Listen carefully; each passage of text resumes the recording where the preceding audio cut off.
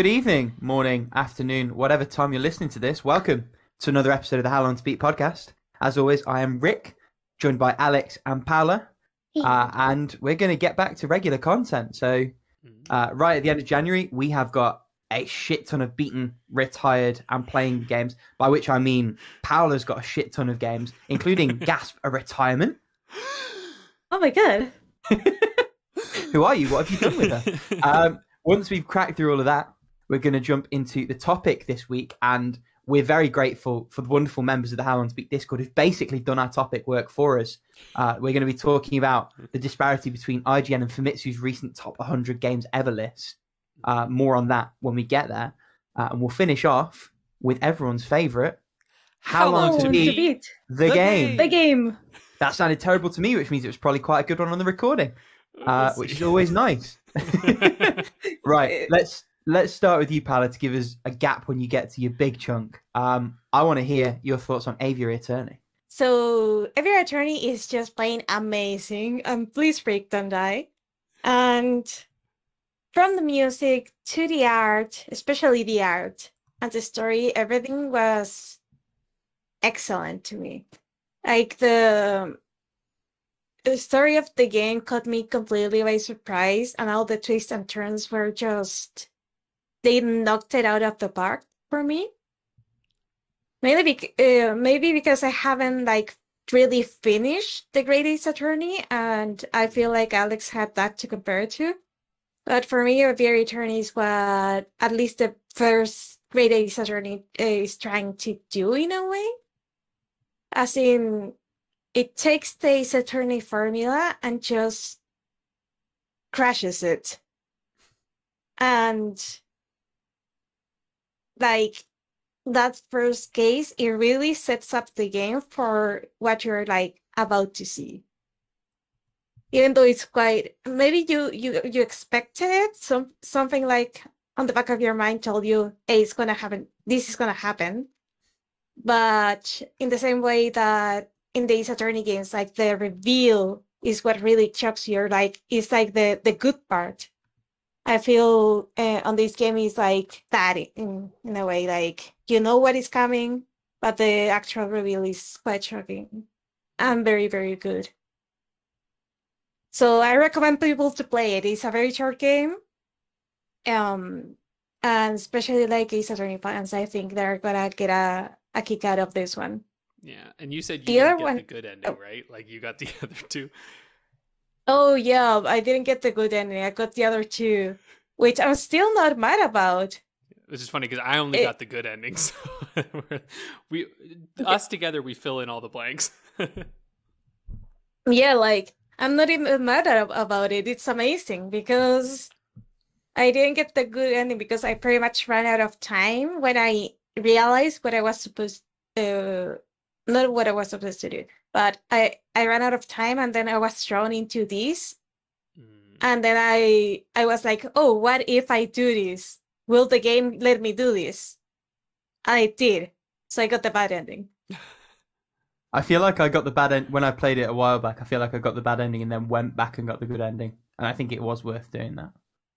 So everyone should try to either watch the good ending to know what it was, because the bad ending was already quite interesting. So I can't imagine how it's gonna be the good ending. Yeah, just find it on YouTube. Fine. Oh, so yeah. So yeah. Any more thoughts on the Aviary Attorney, Alex, before I move on? Well, I think we said we'll talk about this game a little more next week. I think foreshadowing. Yeah. Yeah, I'm gonna try and play it again between now and then we'll have all recently beat it. Obviously, I've beat it already, but most of it has slipped my memory because it was 5 years ago. Yeah, and it's not a game that takes long to beat either. So exactly. Okay, so I'm gonna move on to Picross, Lord of the Nazareth again. Excellent Picross game. I think is enjoyed the most by those who are Overlord fans too. Because there are a lot of scenes from the anime, and at times I was trying to either skip or look away because I saw a spoiler once, and I was like, okay, skip. Nice. But the clip Picross the image they revealed, oh my god. That is some very good pixel art right there. Yeah, there are some really and the color pictures. Yeah, the art is really amazing. And the color pictures was a fun experiment. I don't know if it's my favorite, but at the very least I know I like it more than the mega pictures thingy. It's funny, you're like 1 week behind my completions, basically. Yeah, I just realized, yeah. Literally. Yeah, but that's... And finally, and this one is gonna be a bit of a weird one, and I'm gonna explain why, is Five Nights at Freddy's on the PC. Because, well, I was at my parents' home during the week, sorry. And, well, my nephew was there, and he was like, he really wanted to play Five Nights at Freddy, but at some point I had to stop, like, we took turns to complete the nights, but then I have to, like, complete the last couple of nights, like, pretty much by myself, because he couldn't do it, and he was like, hey, please, do this for me. I, being the good aunt that I am, I just had to apply and finish the game for him. And he's pretty young, right? He's like 11 years old, but... Okay. Yeah, that checks out. Yeah. Seems like so, the yeah, right age, you know? Yeah, it's pretty much like the right age for him to be like, I'll either focus over financial planning stuff. Mm-hmm. So yeah, those are my 3 completions this week. Nice. They're like pretty different from one another now that I think about it. So, a whole gamut. Oh, I see that both of you have retirement, so I'm gonna go like alphabetical order. Alex, go ahead. I'll beat a biggin this week. I beat Judgment on the Xbox. This game is so good. So good. Like, okay, so this is like a genius idea, and I'm a little worried because I think I've heard that like the Judgment series might be in like a little bit of peril or whatnot, just because like they have like, it's a big Japanese celebrity who plays the main guy, and there's like a lot of issues with like his agency and like how his face can be used and whatnot, which I'm actually surprised there aren't more issues like this, because frankly it's pretty legit. Like, it's kind of wild that video games could just kind of take the actors' faces and just be like, and now you could do anything with them. I'm like, it's kind of crazy. Well, I mean, massive tangent. Supposedly, it's the only reason that we haven't seen a Crisis Core remake in some capacity, because whatever the fucking Ginger's name in that game is, that whole likeness is taken from a huge Japanese celebrity whose name escapes me. Yeah, and like you say, it's a whole licensing minefield. Yeah, and like he also sings one of the songs, which just further complicates it. Oh, there you go. And part of me is like, sometimes I'm like, oh, you know, like I like shake my head, but then as someone who's like been an actor for a long time, I'm also like, no, they have this. They're fully within their rights to not want their face being used. I get both sides. Yeah, I massively get both sides. Exactly, right? Like, it's one of those cases where I'm like, actually, I understand both of what you're saying here, and like it's rough, but I'm also just like, yeah, I do get it. Especially, and hey, PPS SPP is available. There you go. But anyway, Judgment. Oh, what a great idea. So like, it takes you from, you know, like the Yakuza games were all, you know, you're a Yakuza, but like, you're never like really a Yakuza, you know what I mean? Like, Kiryu's a Yakuza, but like, is he a Yakuza? Like, they maintain that he never kills anyone, you know what I mean? Like, he's like one of these guys, like he's like the noble Yakuza, you know? And so like, they've always been like that in the series, where it's like, you're seeing all these terrible people, but like, there's this like level of heart to it, and you're not actually like this kind of like violent, like where Grand Theft Auto puts you in the shoes of like murderers. Yakuza is like, no, you're going to be in the underground, the seedy underground. But truly, the seedy underground, is it really that seedy? Like, it's that kind of You're thing. not a Yakuza, you're a Yakinda. Yakinda. Yeah, there you go. Yakinda. Oh my god. Yakinda, exactly. I mean, Kiryu runs an orphanage at one point in one of the games. You know what I mean? Like, he just like leaves that world. But in this one, you're expressly not in the Yakuza, but you are a attorney who right at this get up, you had this big case, and also I had to say it's so funny. I'm like, this is my second favorite game about Japanese defense attorneys, which is an insane sentence that I can say. And even then, it's like real close to my favorite Japanese defense attorney game.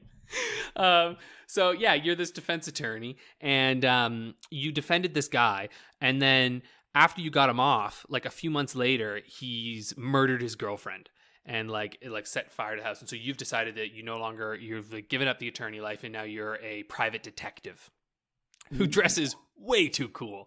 This guy, Yagami, is way too cool. Like, I mean, like, he's just effortlessly cool throughout it. And you're like, come on. But anyway, I still maintain that the Yakuza games are just superhero games. But the superhero is a Yakuza, right? Like, because you're really just going around beating the shit out of people. Like this, if you play this and if you played Yakuza 0, like it's very much similar to that game, except there's no karaoke in this one, which takes it down a peg, that's for sure. But red flag. Yeah. But you're doing you're doing investigations. So instead of side quests, they're side cases, right? And then you've got the main case. And one thing I will say is that there are two elements in this game that are kind of stupid and they're not that much fun. And it's the tailing missions. Kind of dumb. Like, tailing missions have never really been fun. Though I guess this game is more Assassin's Creed now than any of the recent Assassin's Creeds. Because you're actually tailing people. Honestly, you're actually tailing people and finding... Oh, shit. He read that. I did. But you know what's weird, though? And then there's these chase sequences, which are basically just auto runners where you're doing quick time events. They're fine. They're kind of funny sometimes, but ultimately you could lose them and it wouldn't be a big deal. And the detective elements of this game are a little undercooked. There's not that much detective stuff. You do a few courtroom scenes, which are fun, but you're not approaching any kind of Phoenix Wright shit, though you can tell they're inspired by it. They do have someone show up in a blue suit at one point, and you're like, okay. I'm sure maybe Japanese lawyers dress like this, but come on, we know what's going on here. So fun little nods like that. But the story, once again, incredible. Such a soap opera. So fucking wonderful. And huge mystery that is actually super satisfying. The side cases aren't great. Some of them are quite funny. There's a series where you're fighting a pervert trio that are incredible. There's this one guy called Ass Ketchum. And he's a groper. There's a bunch of shit. He's a groper. Yeah, he likes to grope people's asses. Catch them asses. Yeah, right. Okay. Exactly. And so you're fighting against him. Yeah. It's incredible. And so gotta take them all. Those side cases are fun. And there are 4 girlfriends that you can date. So there's actually this dating simulator within it. That's pretty fun actually. And the characters are so well written. Each of the women are quite unique and it's full storylines. And so now here's the funny thing, right? The game, there's no penalty for dating all 4 of them. And really there's a reason you'd want to, because once you unlock their once they become your girlfriend, you can basically just text them and go on dates with them. And those dates means it's just you playing mini games against someone. So darts and stuff like that. So that can actually be kind of fun. But once you've unlocked it, there's nothing to do. You never see the character again. You know what I mean? And so they'll basically, if you date more than one, they'll just a little thing will pop up once in a while where Yagami will is this considered cheating? He'll just a one-off line and then he just keeps going it's no problem. And I actually recommend doing it because honestly, it's a lot of story content and actually good, interesting stories for each of them. My only complaint, and I'm this is a bit of a Japanese thing, I think, for sure. Every single character is younger than 30. All the girls are younger than 30. And you're 35. One of them is 19. And I'm it's whatever, fine. But icing, yeah. I'm for the love of Christ, give me a character who is Yagami's age or older. I think that would be actually pretty interesting. But I think part of it's yeah, but he's so cool, he dates all. And I was all right, ease up. There's one character who's 29, and you're She's, you know, but I'm sitting here going like, come on, guys, he's 35. Like, give him another 35-year-old to date, for Christ's sake. But I guess not. I guess he always has to date younger. But anyway, that's besides the point. So yeah, oh, Jesus Christ, there's too much I could go on with this. Like, it's very well done. They have the SP system, and so like you buy like skills and stuff. And what's really nice is that there's like lock picking and like all these like little detective things that you can do, but they let you basically buy skills that make all that shit just like so less tedious right away. Like I within like maybe 15 minutes had basically gotten all the skills that I'd wanted to like ease up some of these like tailing missions and things. And the tailing missions are weird because sometimes you're tailing someone who definitely doesn't think someone's following them. You know what I mean? But they still will pause and like look around. And I'm like, what the fuck you talking? Like, come on. Like, you're just like following someone who's like leaving work or something. And there's no way they're checking to see if anyone's following them. But they do anyway. And so that kind of stuff is like a little weird. And you're like, all right. But like, you have to suspend your disbelief pretty hard anyway. Because like, if they turn around and see you, it starts filling up a meter, but you could be like I'm like right in front of them and they turn around and it's like they're like right here, and then I just walk and like crouch behind a car, and I'm clearly the most suspicious person in the entire fucking area because I'm just like crouched behind a car, and they're like, oh, it's all good, and just keep going, and you're like, all right, this is a little stupid. But yeah, anyway, Judgment is really, really fun, and the animation, like, this is from 2018, so I'm playing it on, like, they released them physically for the Series X. So, and here's another testament for Game Pass. So I played Yakuza 0 and Like a Dragon on Game Pass, but I love that shit so much that I was like, you know what? I want to fucking buy these. Because I'm not sure, again, because of that, like, issue with the face and stuff, I don't know if Judgment's ever going to come to Game Pass. I'm thinking it probably won't. But even if it does, I don't mind. I just, like, it's a beautiful game. Like, they really... Though, it is sort of funny because, like, they're extremely, like, their cutscenes and everything. And, like, I have to say their character models are so good. Like, they are doing some of the best work in character models. But then also, all the enemies are just, like, generic-looking dude. You know what I mean? Like, they're very... Okay. Like, I don't know what it just... They are, like, they all kind of look the same-ish, but then they're, like, slight little variations. But then their characters, like, their actual characters... incredible, like really, really diverse character designs, and just like, and I played this one in Japanese. It has English voice acting, but where I found Like a Dragon's English voice acting was superb, this one is good. It's good. It's just it's kind of the first time they've done it since this kind of like real rough one back in the day. I think it was one of the first Yakuza's. I don't know. They tried it once and it was like bad. Not to any of the... It's not even really any of the actors' faults. It's just like no one knew what they were doing yet. You know what I mean? It was like first time. And so this is kind of the first time too. And I just found it seemed a little off. Like I found that where in Like a Dragon, the voices seemed to really match the people. It didn't really feel like it. So I did it in Japanese and it's super good. And the characters are also, you feel less guilty skipping through the dialogue when you do that. Like, I don't understand any. I mean, I partially understand some of the words, but I don't know at all. It's been a while since I've studied Japanese. I'm just like skip. Anyway, if you've never played a Yakuza game and you're curious about them, this is a perfect game to jump into. There are zero ties to the Yakuza series. The only tie is maybe the fact that you like, one of your father figures is the head of a Tojo clan subsidiary.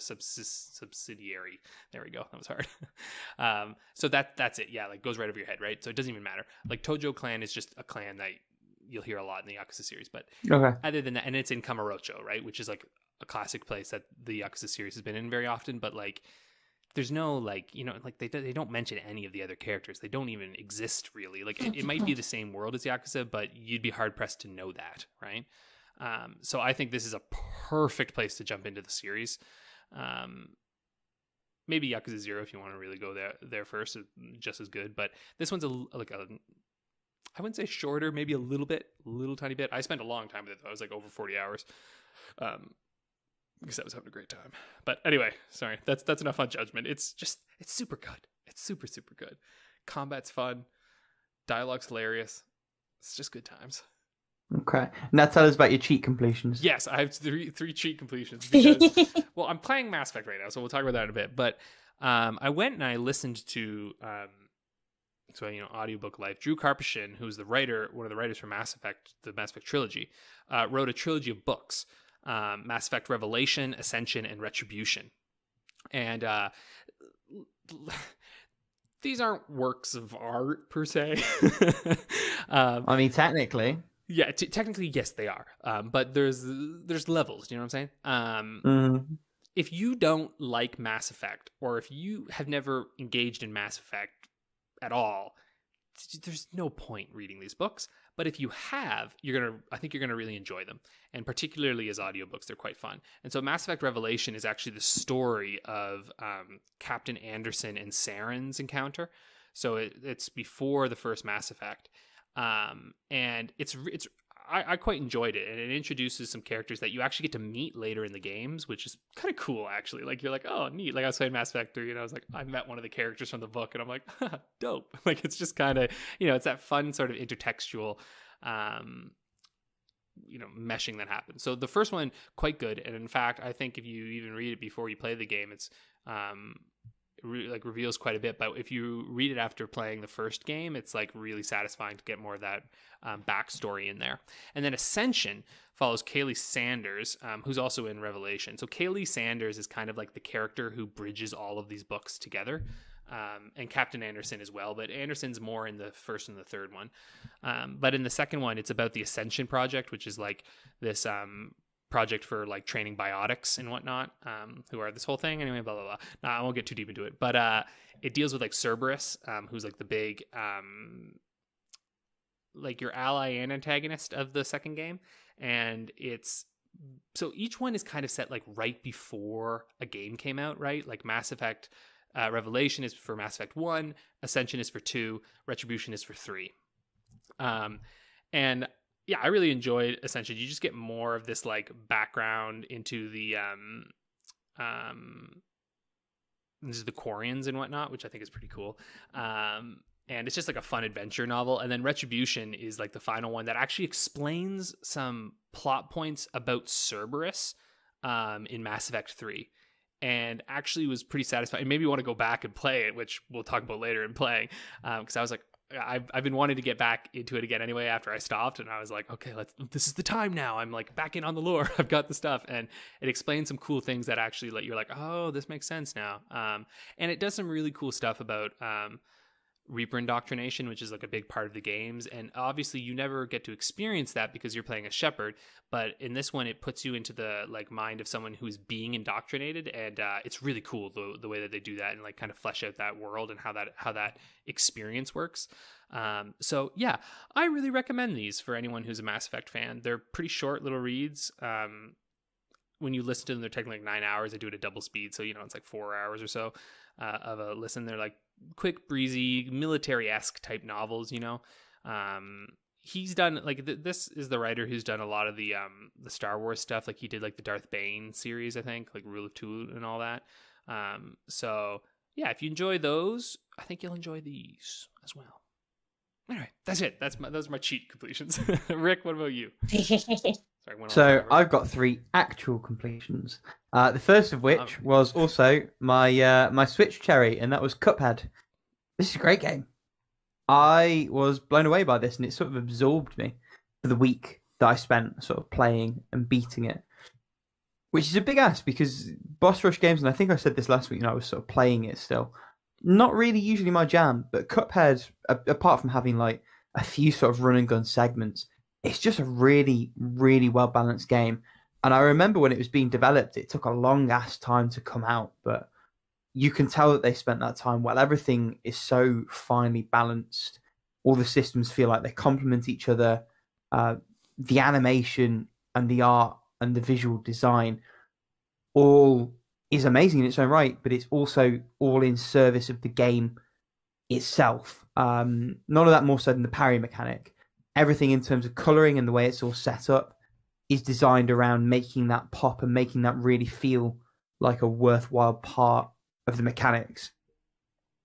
And that's important in a game like this, where otherwise it is generally just jump, shoot, shoot, jump. Equally, that sort of ties into the enemy design, which, it had a couple of wobbles, but almost entirely blew me away. Really, really strong and varied with it, which also helps in a game where essentially you're stuck in a single panel doing the same thing for about 10 hours. I can't recommend this game highly enough. I really, really had an excellent time with it.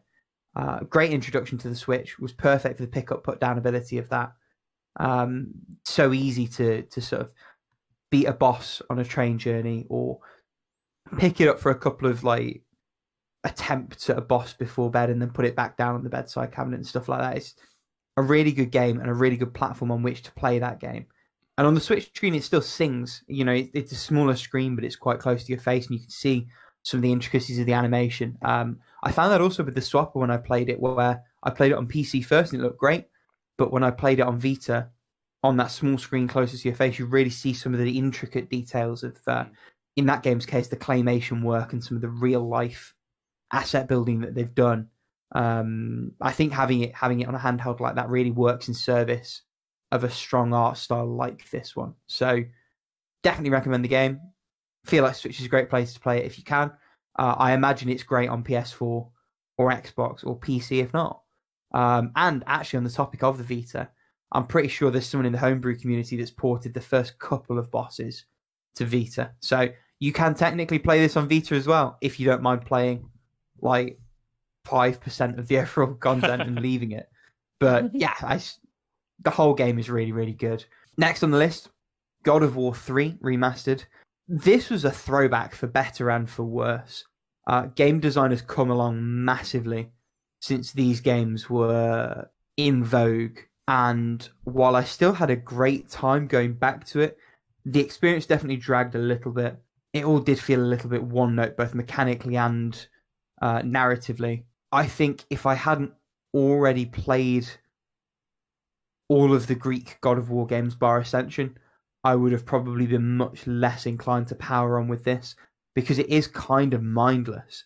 And I think you're very easily spoilt for choice now when you look at, you know, say Platinum's output and some of the other sort of spectacle fighters that are available. Hell, you go back to God of War 2018, right? Like, I mean, shit. I haven't played that yet. I need to play Ascension first, and then once I've boxed off the Greeks, I feel comfortable that I can then move on to the Norse. But it's very obvious to me, going back to God of War, how easy it is to spam one or two combos and just brute force almost everything. You know, and I think 3 does a better job than any of the other games that I've played of it in forcing you to move out of those strategies a little bit, depending on specific enemies, enemy configurations. It gives you 4 weapon sets. I found that I never was really inclined to use any of them, bar the basics of chains. And I think that's a downside. Ditto some of the side objects. I found it rare that I felt the compulsion to sort of use any of my arsenal. But, you know, it's still a good time. I still enjoyed going through it. However, I think unless you've played some of the God of Wars already, it's a hard series to go back to. And it's definitely a hard sell for anyone who hasn't already experienced any of them. Because I think that element of nostalgia and also sort of a warm, cozy feeling of returning to that, because I played the other games sort of piecemeal between 1, 2, both of the PSP games, Chains of Olympus and Ghost of Sparta, which are, by the way, fucking incredible portable experiences. It's like God of War games proper, just in your hand. You know, at the time when they came out, that was really amazing. But yeah, I really going back and emulating more. Oh, they're great, and I think they are arguably better than the mainline games, because in fitting it all onto UMD, they actually end up cutting a lot of the fluff and the filler puzzles, which are fine, but really not the game's strength at all. The PSP games were the truest distillation of sort of the all killer no filler situation that God of War at the time tended to be. It's just fight, move, fight, move, fight, move in the best possible way. And I think if you're ever to go back to any of them, because they're prequels and they're such nice self-contained little stories, and there's less of the melodrama that's sort of is all encompassing with the mainline games, I think they're the ones that I'd recommend going back to over any of the mainline entries. Well, it is. And I'm hoping that Go on. Oh, sorry. I was gonna say it is No, funny. go. Like it feels like the original. Like I just was looking. I was like, holy shit! God of War 3 was 2010. I'm like, that's fucking nuts. That's when I graduated high school. I'm like, Jesus. So like, I'm like, look at that. I'm like, that has been a while. But it actually feels a little bit like God of War 1, 2, and 3 are 300, right? Like that's what those games like are kind of inspired in that era. You know, like the action, Sure. like spectacle kind of the kind of games. And then God of War 2018 feels like it's just like everyone grew up or something. Like, well, it's like all the developers had kids. You know what I mean? Like it's like it feels like God of War is the young. Like we're young, we've got all this like fire, and we're just gonna make some shit. And now God of War feels like that kind of like we're older now, more experience, more like we've just got more under our belts and like creating this even more refined experience. And both have their merits, but I think you're right. Like when you're going back to it now, it's a little like, oh yeah, that was an era of gaming, you know? Yeah, and if you are going to check it out, like they remade or remastered the PSP ones for PS3, or again, PPSSPP is available to you. The last game I played, and one you should absolutely not go and play, by contrast, a little game called Mice-topia. Oh, this game's dog shit. You're laughing, Alex. This is truly, utterly dog shit. In the way it is, it's not bad in a way that's interesting. It's by no means good. It is painfully mediocre and insultingly boring. Oof. It's not good. It took me about an hour and a half to play. There's like 5 enemies. There's 2 bosses, and they're bosses in the sense that they're bigger, but they don't have attack patterns. They have attack. Oh no! It's shit. No. It's truly, truly shit. I don't want to dwell on it. It's just bad. Like the port job is fine. It's a Ratalaika port. It's a bare bones port. The underlying game is the problem. The game is atrociously, terribly dull, and there is no reason that you should ever check this game out. Man, you know it's rough when on the App Store it has a 1-star, and then on the Google Play App Store it has a 2.3. Like for $4, Ugh. that's rough. That's bad. And I didn't pay $4. I paid like 50 pence. It was like in it was in the January sales, and it was like, oh, this game's like an hour on HLTB. Looks kind of neat. I don't need to look too much into this. I'll just buy it and try it. Just give it a shot. Yeah. Oh, yeah. And I actually begrudged the fact that I completed this game, because it's only because it was so short. And I was like, there's got to be something. There's nothing. Oh, Forget this game. I didn't talk about this game. It needs no space in your brain. Paula, I want to know what the fuck you retired. What happened? Oh, mainly because since I'm back here at my apartment, I don't really want to keep playing Five Nights at Freddy's 2, which, by the way, these games just kind of like escalate in difficulty between titles. Yeah. Mm-hmm. So Five Nights at Freddy's 2's like first couple of levels are harder than the Five Nights at Freddy's 1, I guess 3 levels or so. Like, and this game is gonna like stay retired unless I get to take care of my nephew again and we are back into it. So this is a retired for now, maybe forever sort of thing. Nice. So, Alex, tell us about Evergate. Yeah, this is a great game. Like, I don't want anyone to think like this game is like a bad game. It's a good platform. It's Evergate. It's Evergate. There you go. Yeah, and I think people should check it out, especially if they can grab it on sale, because like it's a small developer. And I think maybe it might suffer a little bit from looking like Ori, but it's not that. It's good stuff. I just retired it because I'm playing SMT5. That's like literally it. Like I was like, I don't got fucking time to play a platformer and that game. Like on my Switch, I gotta commit to one right now, and like it's SMT5. So I was just like, goodbye Evergate. What about you, Rick? I think I'm Ham Heartbroken. Are you Ham Heartbroken? Oh my god. I fucking love that. That's great. Unlike the game, which is just fine. Yeah. It's a vibe, but it is slow. Okay. And like, so I mean, for I'm anyone not who's not playing along, but... for anyone who's not playing along with the game of the month this month, it is finally Ham's moment in the sun. Ham Heartbreak is a Game Boy Advance game based on the anime Ham Hataro or whatever. It's just At Hamtaro. least the other way around. whatever. The games came first. And it's based on an anime about fucking hamsters. So which I watched the shit out of as a child because it actually came to Canada for some reason. Yeah, but it's weird because it's an adventure game from a top-down perspective where everything is based on like little hamster noises. And I love that concept on paper. And there were moments in the opening level that I played where it was actually really quite cute. And, you know, you hear other people say little things, and you're like, oh shit, I can do that now. And you like make a noise and you know, tell someone that their friend's crying or, you know, whatever it is. The problem is they played it too far out. They sacrificed the game at the altar of this idea that they had. So, you know, you can't just pick items up. You have to open the menu. You have to scroll down to the pick up item voice command. You have to scroll through a slow ass dialogue box of your hamster making the same noise command. And then they pick up the item. And it's just pointless, and it gets in the way of itself. The game's fun. Like, you know, as an adventure game, it functions. The art is real nice. The puzzles were fairly easy to pass in a way that still sort of felt engaging. I just don't have time for that shit. And almost a little bit like your Evergate situation, like there's games I want to play that respect my time. So, you know, I gave it a try. I had my fill. It's not bad. It's just not good enough to get over how anemic and slow it is. That's it. Right. That's so, playing.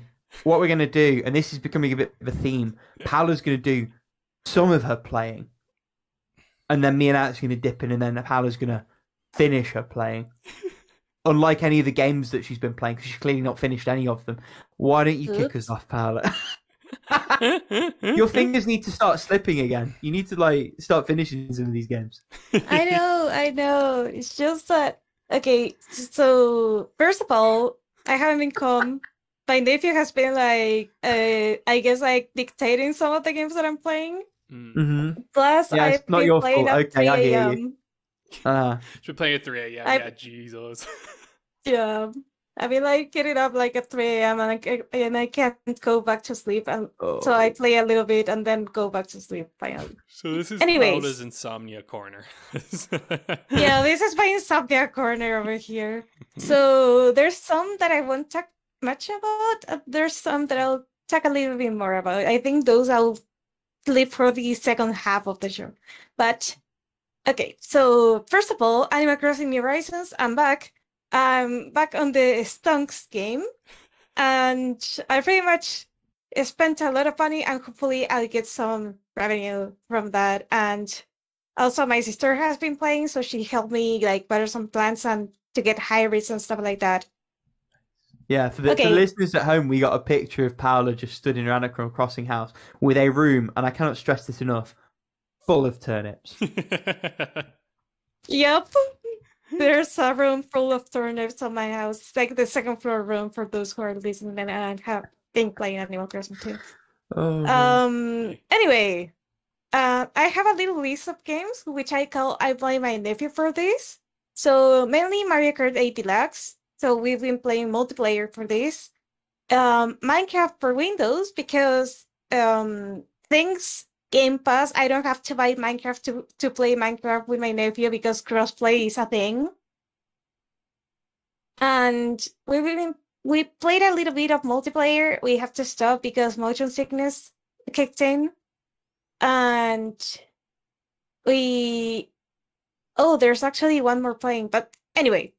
The thing is that he was watching some YouTube channel and they were doing like a capture the flag challenge.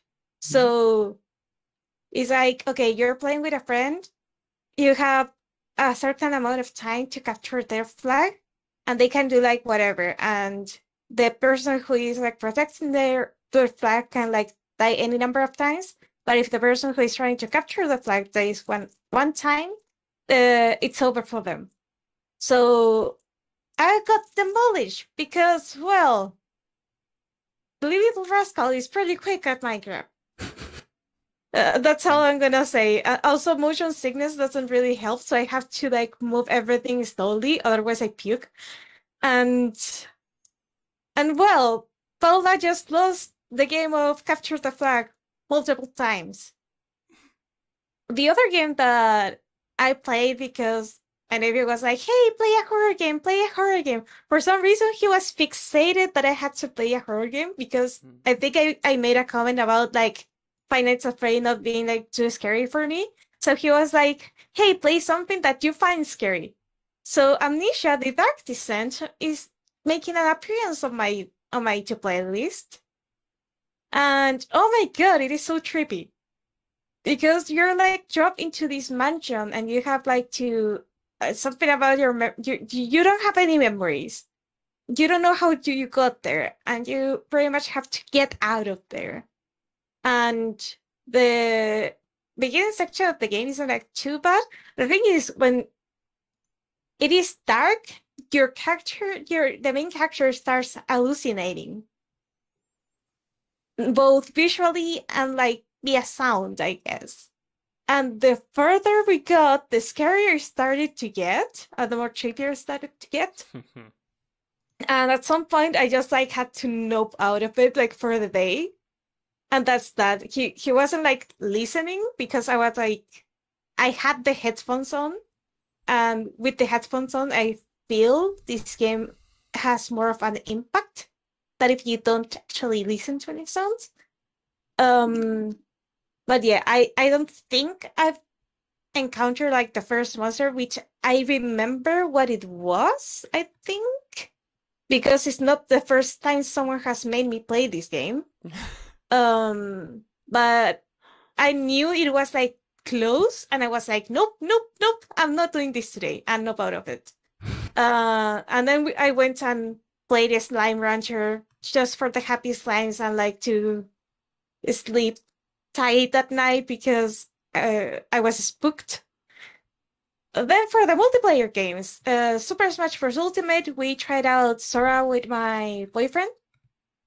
And then we did our classic like main versus main character, best out of 3 final destination kind of thing. And Age of Empires 4, which by the way, we've been improving a lot on our game. And we each have like a very specific role on the team to fill. Which means when we actually play one-on-one, we're probably getting both demolished. In some way, because like we're too used to play as a team. And then I'm gonna just fire through some of these single player games because Polybridge, I've completed like a couple of levels.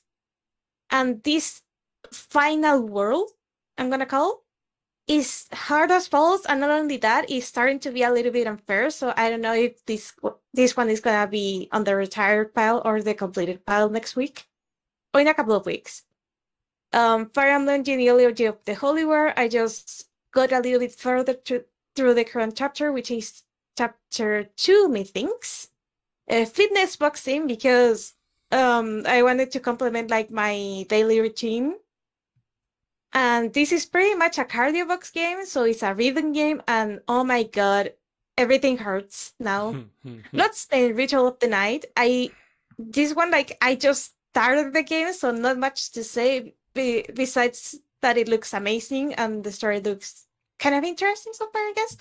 And then Pokemon Shining Pearl, which this is kind of like a game which I wanted like to go through a little bit. But then I got past the 6th gym, and I promised my boyfriend I will wait for him because we're like going at the same pace here. So in the meantime, I just battled my nephew and helped him evolve some of his Pokemon. And then Amnesia Crowd, which I play about like half an hour of it.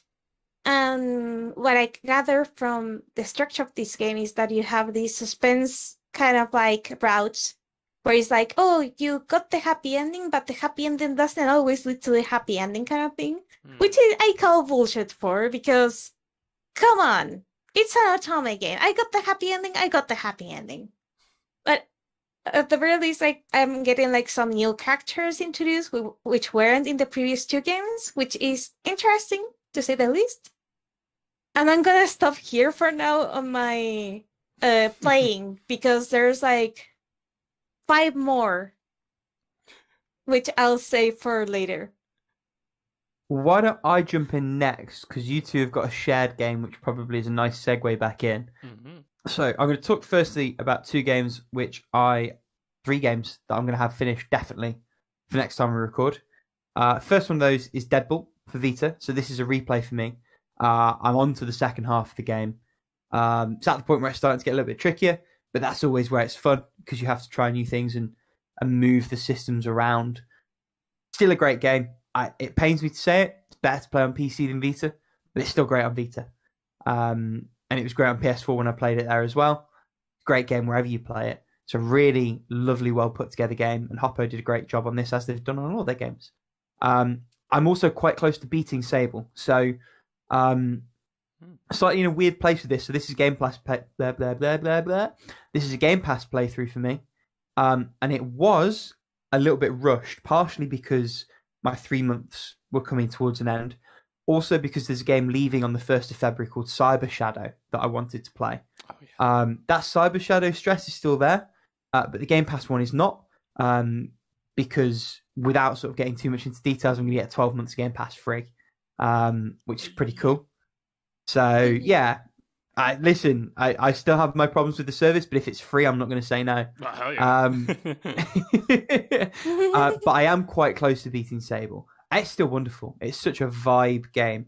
Quite a few songs from the soundtrack have like made it into some of my playlists, like away from gaming. I like Japanese Breakfast before, and the music that she's done for this game, it's incredible, wonderful. Especially Glider, the sort of the theme track that plays as you come out of the prologue section into the world proper. Such a beautiful track. It's a lovely veg out game. The art, gorgeous. The gameplay, quite relaxing. There's no combat to speak of. It's purely traversal and exploration. And it does a really wonderful job of popping things up in your periphery and building things into conversations and quest markers and encouraging exploration in a way that feels quite organic. And everything about the game comes together to make it a really enjoyable, laid-back experience in that way, in a way that games don't always do, but more and more are starting to. And I think this is a really great sort of poster child for that kind of more relaxed, explorative gameplay, with more of a meaning to it than the whole Proteus sort of, here's a sandbox, go have a look, I guess, kind of thing. I think it does more to structure it in a way that's really positive, and really sort of benefits the game. And then the final of the three that I'm pretty confident that I'll beat in the next week, just because of how much I'm fucking loving it, it's Box Boy and Box Girl for the Switch. This was one of the big exclusives that I was so excited to play when I got one, off the back of the previous 3 Box Boy games that I played on the 3DS. While I still think it's best to play them in the order that they're released, if you have access to a 3DS, this one's still an excellent jumping off point. As with all of the games, in the first few worlds, it sort of reintroduces all the mechanics and ramps it back up. I'm at the point now where I'm like on world 13, and it's really at the point where it's starting to throw challenges and new mechanics from even all of the previous games into the mix. And does so in a really nice tiered manner where you can sort of muck about and just get to the end, or there's a really well implemented sort of 3-star system in terms of how few boxes you can complete it with. There's optional crowns to collect. They operate a little bit like star coins in New Super Mario Brothers, but at the core of the game is always that core mechanic of getting from A to B with boxes to solve and move around hurdles, roadblocks, things like that.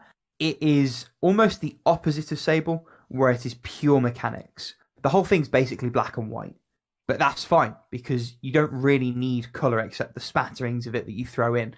It's all about the mechanic, and that mechanic is so simple and yet so flexible and scalable, and the game does an incredible job of building on it in ways that feel natural but also really stretch everything you've learned to do with those mechanics and those systems and the tools that it gives you. Excellent game. I could wax lyrical about this forever. HAL Labs have done a phenomenal job with this series. Box Boy is an excellent starting point. It's also an excellent continuation, and again, perfect on Switch. Just excellent to pick up and put down for 5 minutes, a few levels, a train ride while you've got TV on. It just really, really is excellent for that platform. Nice. 3 more games just to hit really, really quickly. It Takes Two. I've played more of this. This game is wonderful, and it's made by the interactions you have with the person that you're playing it with. If you've got someone to game with, cannot recommend it highly enough. I think it's an excellent jumping off point for, you know, partners, family members who don't really game as well. Because while it is sort of 2-stick camera control and movement control, which sometimes can be a bit of a daunting thing, very little of it is done in such a way that you can't just stop and reorient and sort of build into those mechanics. And the game has so much heart. It's really nicely put together. Really, I think to call it Pixar is a stretch, but it has that kind of all ages feel, kind of a colourful, vibrant thing going on. Great fun all round. One of the few bright spots in EA's recent output. I'm technically still playing The Witcher. I'll be real. I've not really touched it this calendar year, but you know, it's still on the docket. I still remember all the controls. I am going to come back to it soonish. And finally, Crimson Shroud on the 3DS. I think I talked about this briefly last week. Haven't played a whole lot more. But I really love its approach to storytelling as like a D&D one-player one-shot where the computer is the dungeon master. I think that's a really cool concept. I'm shocked that more games haven't tried to do it in such an overt way. I suppose a lot of games sort of do it in a roundabout way, but this is really upfront about like your characters are little die-cast models that we're going to move around this space. You're going to roll the dice for it. We're going to narrate it in such a way as it feels like that's the environment you're in. And I think that's a really cool way forward. I'm quite excited to see how Tiny Tina takes that concept when it does it on a larger scale this year. Well, there's a really... assuming it comes out. Like, you're talking about this, there's a really... I mean, this will foreshadow what I'm going to talk about a bit, but there's a very hugely popular VR game right now called Demio that is basically just that. You play like the cards and like rolling, and it's D&D campaigns essentially. Like and like the idea is that you can play it single player, but really it's meant to be played with friends. And so you're all around this big table doing campaigns with each other. And so you know you can like move your character around and like you're selecting things to do and stuff. And it's like that whole like concept. And apparently it's gotten really popular. So. Yeah, and you know, I'm not saying no game's ever fucking done this. Like obviously, Hand of Fate 1 and 2 exist. That was a little bit overly aggressive. I didn't mean that like at you. That's just the word. Let's try again. Obviously, the games have done this before. Like Hand of Fate 1 and 2 exist. Tiny Tina's coming up. There's Demio that you've mentioned. There are other games around it, but it's just hard to do well, right? Yeah, I suppose so. It's a different narrative take. It's the first time I've come across it. Like, I consider myself someone who's relatively plugged into gaming and what's going on. And I'm sure there's more going on in the indie space, but to my mind, it's the first example. Like, it definitely predates Hand of Fate. And I'm sure little things have happened before, but I'm surprised there aren't more games that do it than the ones I'm aware of existing. Let's put it that way. And it's good fun. It's nicely suited to the 3DS. It takes good advantage of the 3D. Again, nice fun little ones sort of pop up and pop away as and when. And that is me in terms of my play. So if you want to talk Oculus and all that VR good stuff, Alex, that's probably a great segue for you to jump in because you've got quite a few Oculus playings. Yeah, and there'll be many, many more coming soon. They got good old daily deals. I got an Oculus Quest 2. Despite my fervent hate of Facebook, I'm never calling them Meta. They can suck my Meta dick for all I care. I'm not calling them that. That's great shit talking there, Alex. Yeah. That's so good. Suck my Meta dick. Now that's an episode title right there. There you go. Suck my Meta dick. Yeah, there you go. I'm like, fuck you. I know who you are. You're Facebook. Don't give me that shit. And this is Oculus. You could say your metaverse to the company. There you go. Yeah. But what I will say is, man, they have made a good fucking VR headset. This is, first off, it's affordable, and like here's the thing, like, I've heard people complain about it because it's like, you know, oh, it's got that shitty strap and stuff, but like I've got it. The strap is fine. It's not great, but here's the deal. To reduce the price point, it's worth it because yeah, I've bought myself a nicer one with like a little battery pack that's coming soon, but I'm also willing to do that. You know what I mean? Like I'm a little more in the enthusiast space where like I don't mind spending extra money on things, but this has really unlocked like the amount of people who have gotten a Quest 2. I didn't even realize it until I started like ordering one. Like this thing has sold gangbusters over the last few months. And because truly mobile VR is incredible. Like I had the PSVR, you know, and I was hooked into that thing. And listen to me, that motherfucking thing felt like I was going into the Matrix. It was like, connect to this one, connect this one, insert it into your brain. And then also I got to put the headphones on because there's no sound on the thing. So I've got conk. And so like, oh my God, dude, it was like, and like the wires were thick, like they were big fucking wires, you know, and you're like, holy shit. And then you got the PS camera set up and the Move controllers don't have analog sticks. So these only work sometimes. And you know what I mean? Like, it's just like, and even then it was great. Like Resident Evil 7 was one of my favorite experiences, but I sold my PSVR a while ago and I sold it for the cost of my Quest 2. So I feel justified. But then this is also the thing with VR as a whole. Like, sure, enthusiast tech will do it better. Like, you buy yourself a Vive or whatever the equivalent is now. Like, you want to drop that money, you're going to get a better experience. But if you want devs to make the games for it, you have to get buy-in. And getting buy-in is making it cheap enough, good enough, convenient enough. And even VR2 with the one cable, like, that's still, like you say, better than the jungle that you had prior. One cable, no cable, that's the dream. You get enough people in at that point, sure, use your 5-figure setup and have fucking at it. But you have to get both ends. Exactly. And this is so easy to pick up and just put on and go. And like, the thing is, I can hook it up with one little cable to my soon-to-come laptop and play me some Half-Life Alyx, like through Oculus Link, right? So this is a mobile headset that can also be just a PC VR headset, and it's like this is it. Like, as far as like, obviously I'm gonna buy this because I've got it, but I'm like, no, this is it. Like, for the first time, I'm like, VR, it's hit the mainstream now. Like, we're good. Like, I finally feel confident in VR's like continuation, you know. And I have to say, like, I used to get pretty motion sick when I was playing PSVR, but I think my experience playing it, because I played it for quite a while and I went through quite a few titles on it, has made it so that I'm way better now. Like, I still get a little queasy sometimes in certain games, but not bad at all, and like never enough. But I will admit, sometimes when you take off the headset, I have experienced a little bit of disassociation occasionally, like where my body feels like it's moving in one direction but I'm not, and I'm like, oh, that's weird. Like, your brain's definitely going like, oh man, VR, this is crazy. But you get more and more used to it as you're playing. Like, it really is like, you just got to take your time and like get used to it. It's a little bit like when you're like on a treadmill and then like get off the treadmill. Yes, it's exactly that feeling. You get off the treadmill and you're like, whoa, you know, like I was moving, but I wasn't moving. I think Paula, VR might completely fuck you up, especially where like, I mean, you've got some issues with just first-person shooters, and I'm like, I don't know how you would handle this. Maybe it would be the total opposite. Maybe your body would be totally fine with it because you're actually like immersed, but I don't know.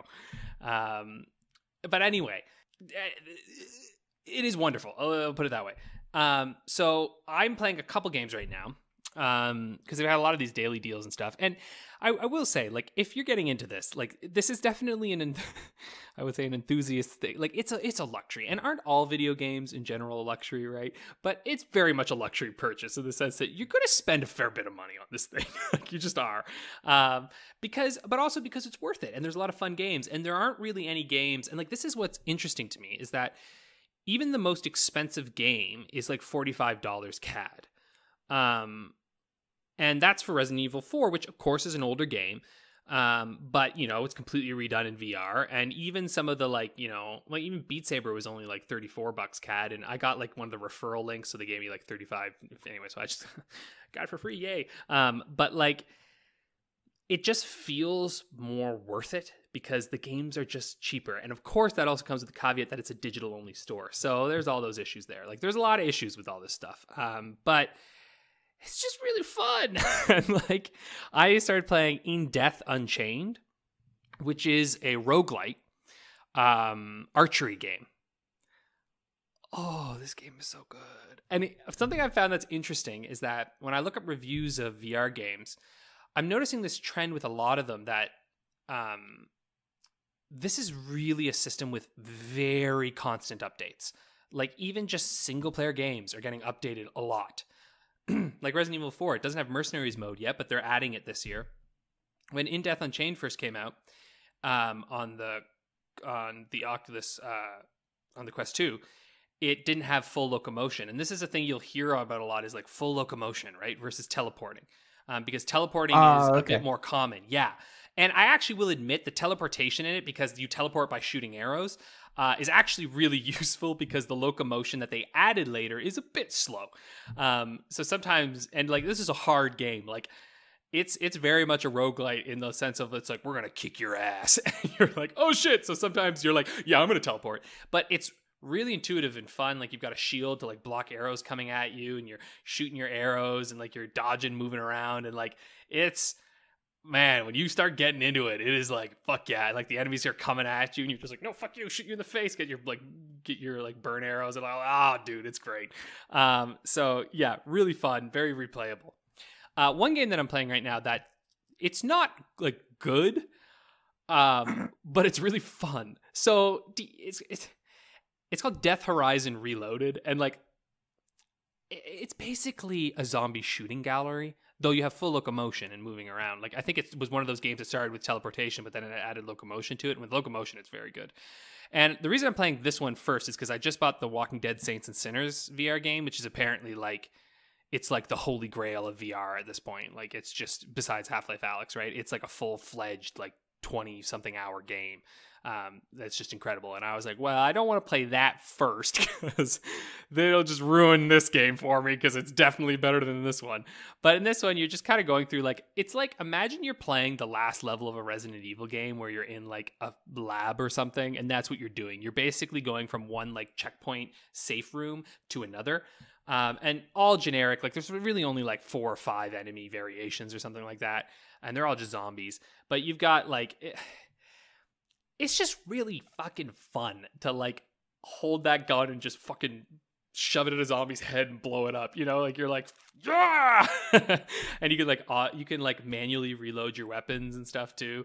Though I will say, you get a Desert Eagle in this game, and that's all you need. Like that is literally all you need. And maybe one of the like the AR-15s or something, because that Desert Eagle, man, it like blows a zombie's head up in like one shot. And they give you a shotgun at one point, but you have to like, you know, pump the shotgun, and I find it doesn't reliably work. So sometimes I'm just like, Oh, no. pump, and I'm like, no, pump it. Oh shit, which part? And then I'm dead. So I was just like, fuck it, Desert Eagles, bam, bam, bam, no problem at all. So anyway, it's one of those games where I like, this is a solid like 6 or 7 game, but it's just like in VR. Like if this were a game not in VR, this would be like a 2 for me. Do you know what I mean? Like it would be a trash game. I'd be like, this is a dumb game. But when you put it in VR, it's pretty fucking awesome, you know? And like there's these climbing segments where like you're like climbing up these big pipes and everything, and like if zombies come at you, you can shoot while holding off the pipes and stuff. And that's dope. I wish there was actually more climbing shit going on in it, because the climbing is really fun. And like at one point you have to like go through holes, so you have to like hold onto a big pipe and like lower yourself down and drop, and you're like, this is cool. So anyway, yeah, it's a silly damn game. It doesn't look very good either. It's not very a little rough. Looks like maybe like the PS2 era, you know. But like, Man, like their bad. loading screen is like, yeah, but in VR it doesn't seem that bad. Do you know what I mean? Like you're in there and it seems good, but then you think about it a little bit and you're like, that's a pretty flat fucking texture, you know? And like, I don't know. And like their loading bar is just this like blue loading bar that looks like it's on like a Flash game. But it was like $10, do you know, like on sale. And you know, I'm like, this is a $10 game and I'm having a blast. And it's not very long either. I'm almost done, I think. So it'll be done soon. Anyway, I'm also playing Beat Saber. Oh, I get it. Like people are It's so good. It's so fucking good. Like, Oh, I played it once on VR and it sold me. Like that, it's the real deal. it is, man. And the Oculus has built-in speakers, and they're really good. Oh, so it's just firing straight in. Yeah, and like apparently on the first Oculus, they were kind of facing outward a little bit, like what the Switch did. I actually feel like the Oculus, like the Quest 2, is like the Switch in that it's tapped into something special here, and it's not as powerful as the others. But they were like, that's not what people give a shit about, man. They give a shit about this portability, mobility, and ease of use, and I'm like, that's what this is. But these in the Quest 2, the speakers are more facing towards you, and like they're shooting the sound at your ears. And I got to admit, like when I put on my like nice Audio-Technica headphones, I can't fucking tell a difference between that and the fucking built-in sound. Like I'm like, I don't know, man. Like I'm sure audiophiles are like cringing, but the immersion of not having headphones on your head is pretty impressive, and feels great. So yeah, I just Beat Saber is dope, and I'm gonna go through and unlock the stuff so I can mod it and put in custom songs and everything, so that the game just becomes infinitely playable. It's and make it so hard. Yeah, sorry. Yeah. I so has separate thing. Finish your point, man. Go ahead. No, I was just gonna say it gets fucking hard. It's very much the Guitar Hero Rock Band joy that I missed in my life. But yeah. And by contrast, I've gone back and looked at Death Horizon. You're right. It looks kind of dog shit. Oh yeah, but again in VR, it's really fun. Like I would say, it's one of those games where I'm like, don't knock it until you try it in VR, because my god. It's just yeah, but it looks like dog shit. Like if you look at it, it's gonna look real bad. Screenshots are bad, yeah. Even the video, the YouTube video on the website, it's like this is the best bits you could find. And you're right, PS2 assets is absolutely the way to describe it. And again, this is what's weird though with VR. It's like it's so hard to kind of explain it at times, because like it really is, unfortunately, one of those things that you just can't tell until you actually like play it, right? Because and sometimes you think you know what it'll look like, and then you get into it, and you're like, "Oh, never mind, I had no idea." Like it's just like whoop, pops you, And that's what this is, one of those. But again, if you see it on sale, it's a really fun like 2.5 hours or so. You know what I mean? But it's listen, if you're gonna get Walking Dead, you could buy that over this game. But if you want something simple to just kind of like go to town, that's it. So anyway, Beat Saber, good game. Another game that I'm playing, Journey of the Gods. Yo, this is fucking Zelda Oculus Quest, and I'm fucking in, man. Ooh. Oh, it is. Okay, you know how the little enemies, like little monster enemies in games, you're like, fuck these pieces of shit, I can cut these guys right away. They're a lot scarier when they're full sized in front of your face. There's like these worm monsters who are shooting shit at you, and you're like, shield, fuck it, like running up, and it feels really good. The shield feels great. The sword combat feels awesome. You got like a crossbow that you can use. It's a beautiful, gorgeous, lush, colorful world that you're in, and I'm like, yeah, I'm gonna have some fucking fun with this game. Fun puzzles and stuff. Just like cool, interesting little story. Like it's a full actual, story to it. Which you don't often find a lot, but you're finding it way more now. Like when VR started, it was all just kind of tech demo-y. Like that's what Death Horizon is, really. It's a 2017 game that they've updated and made better now, obviously. But like around that time when VR was kind of picking up, most of the games they're kind of just like proof of concept that this can work, right? And to call them full-fledged games is, like Resident Evil 7, that was really it. Like that's a full game. But now I find, like looking even at the Quest 2, there's a lot of games that I'd really say are like, yeah, that's like a full real experience. So anyway, I'm also sort of funny enough, I found out that my insurance was willing to cover prescription lenses for the Oculus Quest, so I got some prescription lenses covered. Yeah, I mean, they're like, well, they're prescription, and I was like, yeah, they are, and they're lenses, and they're like, technically, you're right. So I was like, so I can buy them and you'll reimburse. And they're like, yeah. They didn't sound happy about it, but they're like, yeah, we will. I'm like, great. So got reimbursed for my VR lenses, and I will say it works fine with glasses. Like it is fine. But obviously it can kind of, your glasses get a little like dinged up a little bit. So the lenses that I'm getting, they just push right onto. Also, warning for people. I went with, if you're interested in getting VR lenses, which I do recommend if you have glasses, the one I went for was a German company called VR Optician. Obviously they're not fucking sponsoring us. They don't even know that we exist. But, the reason I went for that is they have these push-on ones. They like push right onto it. And I've seen a lot of advertisements. Like the minute I got the Oculus Quest 2, it was like, every fucking prescription lens company was like, I hear you're getting an Oculus, and like suddenly it's just everywhere. And there's ones like VR Wave and stuff, but I've heard that the VR Wave, they do this thing where it's an attachment on it and it's like magnetic, so you can easily pull them off. But the problem is it squeezes your nose, and it's like this hard plastic that like goes onto your nose and like it really hurts apparently. And a lot of people had this issue, but the VR optician ones, because they just go directly onto the lens and they squish right onto it, you don't even notice that you've got those lenses on it at all. It's like you haven't added anything to it. So yeah, that's my recommendation. Anyway, that's Oculus. Get ready for VR chats, folks, because I'm totally sold again. Really quickly, I started Mass Effect 3. I love this game. It's a good game. Very good game. That's all I got to say about it. We'll talk more about it later. I'm like 10 hours in already. I'm fucking blasting through it at this point.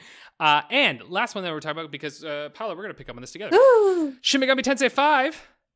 Woo! Oh boy. Yeah, I'm in now. This game is good. Yeah, this game knows what it's fucking doing, man. It saves all the stupid story gobbledygook for like 10, 15 hours in. That's when I first got the real like thing of story, and I was like, I don't give a shit.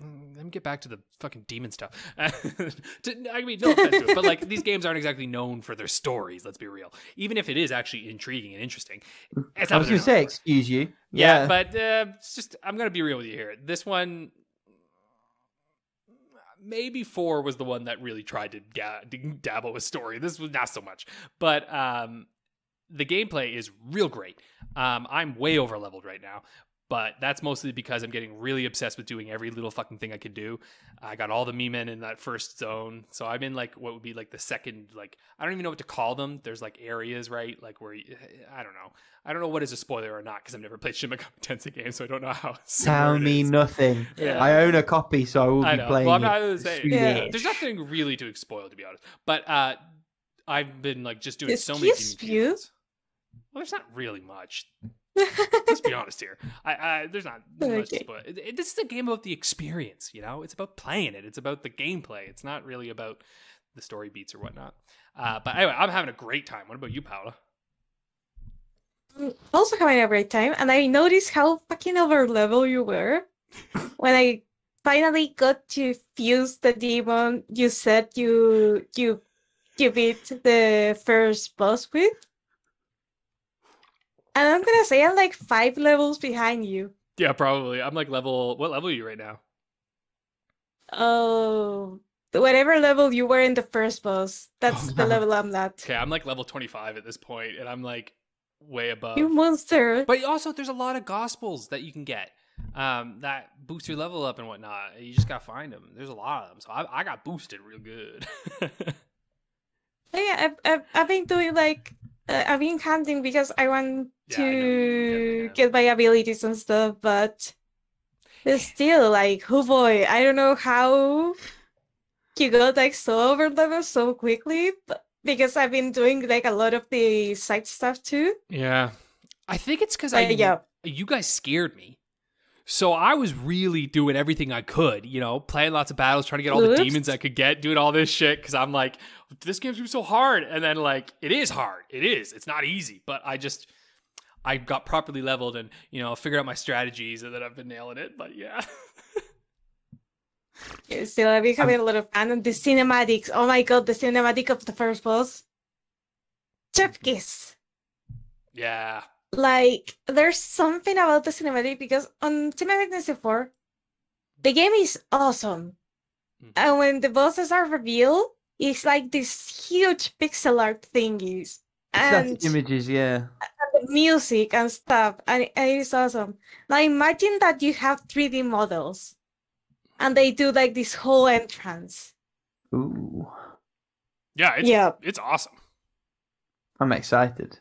Like, I don't know what kind of wizardry like Apple's did with this game, because it looks too good to be a Switch game.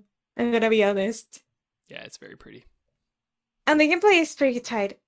I still feel that I'm split between saying that the press turn system is more broken than 4, or like more balanced than 4, because I don't really remember what 4 was like. In that regard, but at the very least, like the game feels fair. It is difficult, but it is fair. Like everything the enemy can do, and everything the enemy can exploit, you can exploit too. So. And this is always the fun thing with the press turn system. Like it's broken, but it's broken both ways. Yeah. Yeah. Like you can really rinse it, but if you make a misstep, the enemy will absolutely do the same back to you. I've also noticed that in the first bit of it, there's like a lot more, like it feels like you're like breaking it more, but then as you move on, it gets a lot harder. Like they start throwing some wrenches in your plans. Some repels, yeah. Once they know what you can do, yeah. They throw some repels, and also there's some, absorption and stuff. Like, yeah, there's some. These motherfuckers get trippy.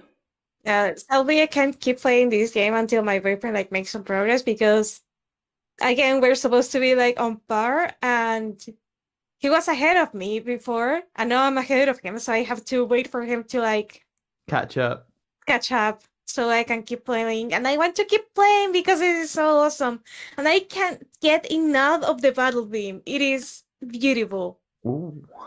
As always. Like, Rick, you're gonna enjoy this so much.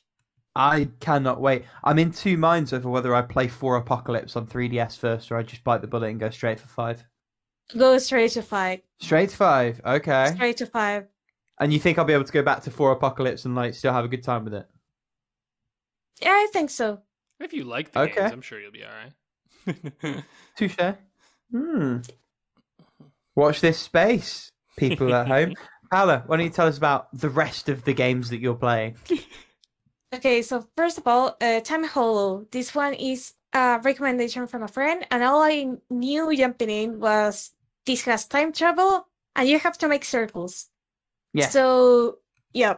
So far, I've gotten to see like what the normal life of the protagonist Ethan is, and now I see something happen, and everything is flipped upside down.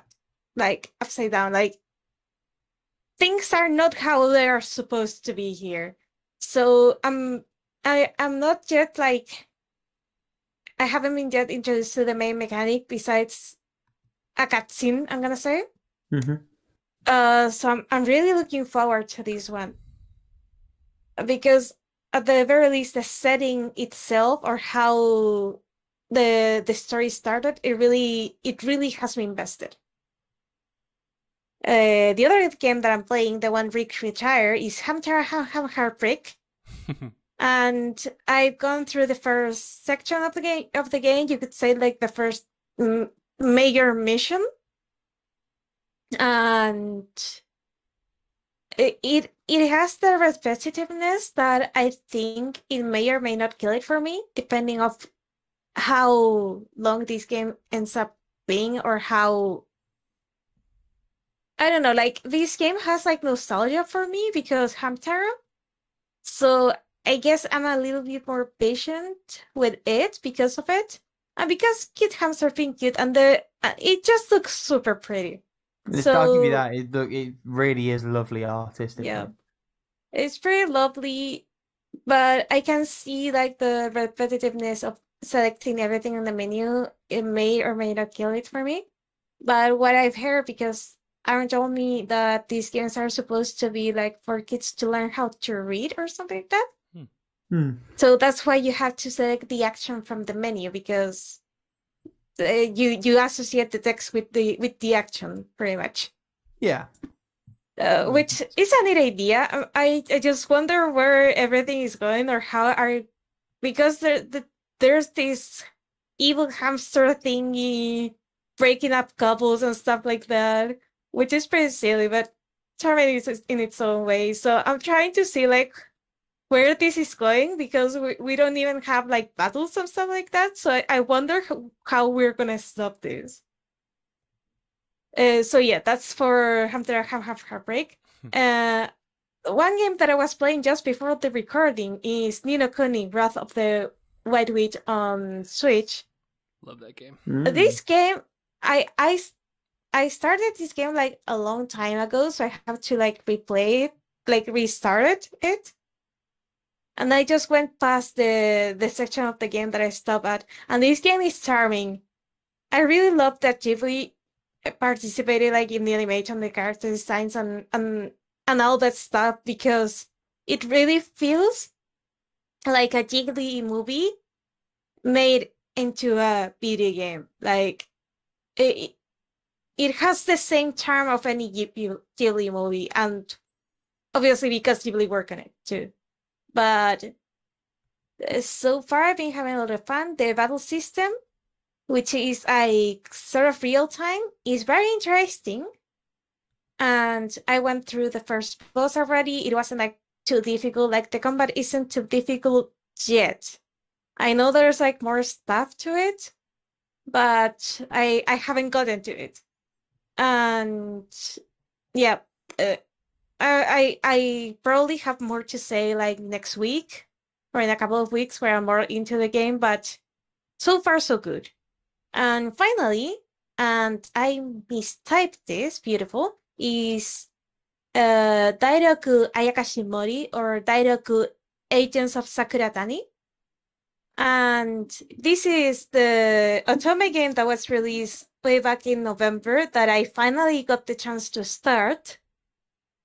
And I'm in. Like, I wasn't expecting to like this one as much, but it has a lot of charm. Okay, so you play as Shino, who is this girl who is trying to get into like a government kind of like job. But before the stuff happens, as always, she gets chosen because of a special ability she has. She can see she pretty much can see ghosts, yokai, mythical beings, all that stuff. So she gets a job in like a special division of the government that it's the Special Agency Occult Bureau, or Bureau, I don't know how to say that word, Division 6. So right away, like in the title of the game, you have Dairoku, which is like the 6th.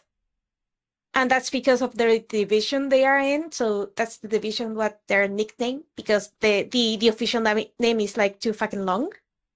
And then you have the title of the game in Japanese, that is Ayakashi Mori, because they are guarding the Ayakashi, that are like these spirit beings that live in this like more, I'm gonna say like spirit world, or the world of the dead.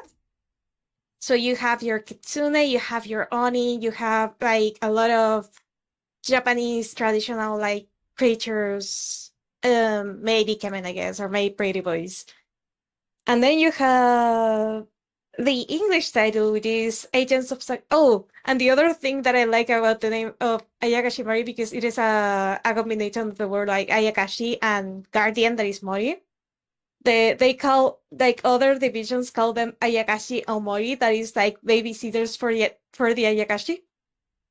And that is a completely irrelevant fact for everyone who is listening, but anyways. And the English name is Agents of Sakuratani because Sakuratani is the world where the Ayakashi like live. For those who are curious, like how the fuck did they get that title for the English release? So anyways, so Shino is pretty much like on her first like day, like going through the through Sakuratani, like exploring, like meeting all these Ayakashi and like talking with different people for different parts of this place. And there's like a little bit of gameplay sprinkled on this, because she has been trained in the art of like stealing, or like, I want to say like detaining these spirits. So she's like one of the people who are in charge of the spirits, like not misbehaving and going through the world of the humans and causing and wreaking havoc there, or just like they behave in Sakuratani and stuff like that. So far so good. I love Shino as a protagonist, and there's a lot of characters, and also the art was made by the same person who did the art for Parable Wars, which is a game that I should probably just replay to talk about in the podcast. That also has like that I want to say like World of the Dead aspect to it. So the art for Dairoku Agents of Sakuratani actually fits pretty nicely to the overall ambience of the game. The music I'm not so sold on yet, but let's see. And that's for the playings, I guess. All right, well then, why don't we move right along to our topic this week? So the community basically went through and took a look at the IGN's top 100 and Famitsu's top 100, which just kind of came up in the How Long to Beat Discord. And then Dune and Froy and like a bunch of people were like breaking down everything and like looking at the developers and looking at like how many were published and whatnot. And Dune created a whole Google sheet for it, like Excel sheet on all this stuff. So I think we're just going to kind of take a look at these, talk a little bit about kind of the differences and what kind of strikes us a little bit. To start off, I went through and I looked at and tried to see like how many games that I played from each, and I was a bit surprised. I've played 80 of the IGN's top 100, beaten most of those, and I've beaten or played 60 of the Famitsu's top 100, which did surprise me a little bit. My blind spots are actually Final Fantasy, and oddly enough, I really haven't played many of those games. But yeah, I think I don't know about you two, and like I feel like this was kind of the consensus on the Discord as well, but IGN's top 100 feels a lot more representative of a diverse gaming. Like, like it's just kind of Famitsu's is very much Japan. Like there's like 4 or 5 that aren't from Japan in there. Well, I mean, even ignore Japan, like between Pokemon and Nintendo, 28 of Famitsu's top 100 are accounted for. You add Square Enix back to that, and then you have almost half. Yeah, only 6 of the games weren't developed in Japan, and one of those 6 was developed by Rare for Nintendo, right? So, and one other of those 6 was Undertale, which is a deconstruction of the RPG genre that is like fairly popular over there. Though I have to say, and funny enough, Ghost of Tsushima as well, which arguably was posed by Sony, so I don't even know in Japan they might have been like, oh, it was made by an American team. You know what I mean? Like, I don't know if you would even necessarily know that it wasn't. One that genuinely surprises me, and no shade on this game, it's just Dead by Daylight. Like, yeah, I saw that actually. That did jump out at me as well. I was like, oh, yeah, it's the only Canadian Apex one on there. Apex Legends, I get that. Like that to me makes sense because it's been really popular in Japan, but I didn't know Dead by Daylight was that popular there. You know, like what?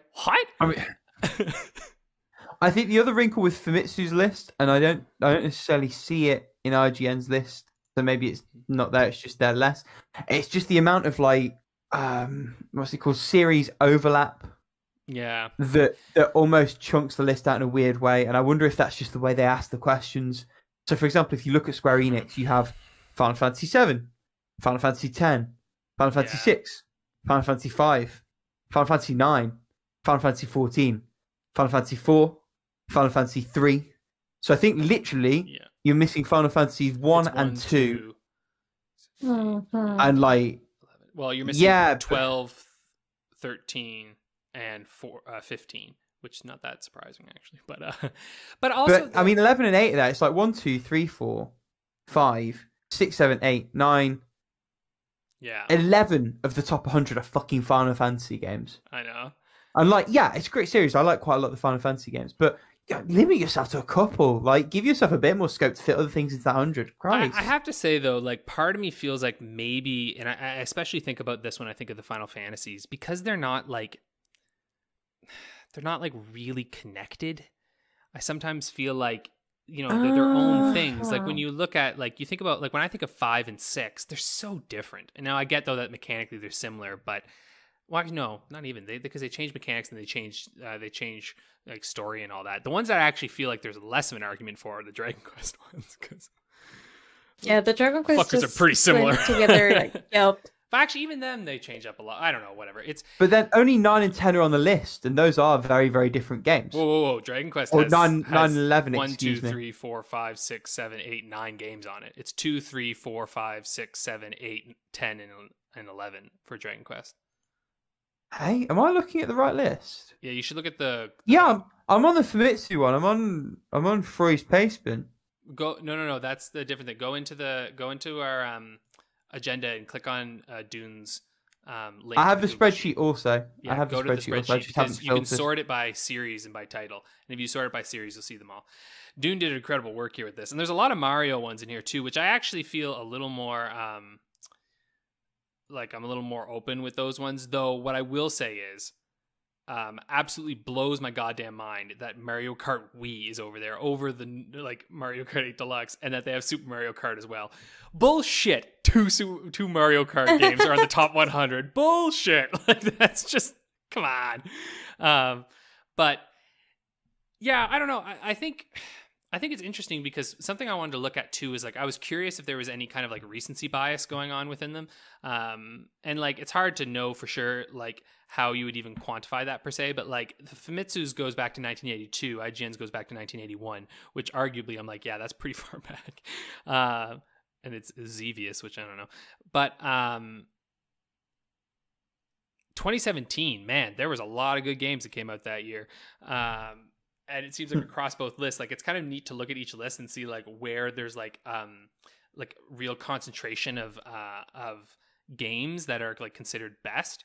And for sure, like within both of these lists, but even more so, I think in IGN's top 100, 1998, that was for sure a big year, right?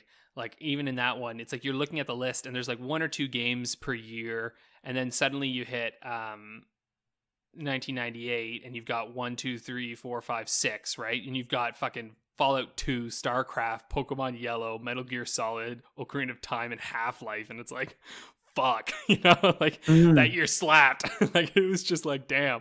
And the same with 2004, right? Like, that's when we get Half-Life 2, Halo 2, Metal Gear Solid 3, World of Warcraft, San Andreas.